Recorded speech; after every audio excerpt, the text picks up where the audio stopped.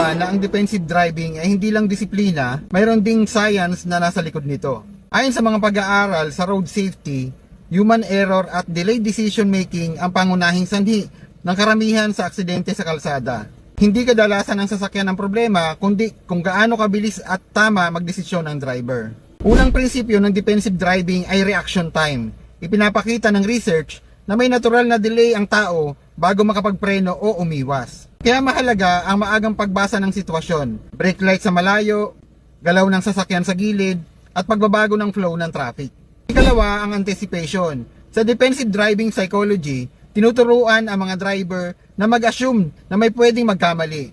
Kapag may jeep na huminto, motorsiklong pasigsag-sigsag, o sasakyang walang signal, itinuturing itong early warning sign, hindi simpleng abala. Ikatlo, time and space management. Ang globally recognized 2-second rule or 3-second rule ay simpleng scientific guideline para magkaroon ka ng sapat na oras para magdesisyon at umiwas bago pa maging aksidente ang sitwasyon.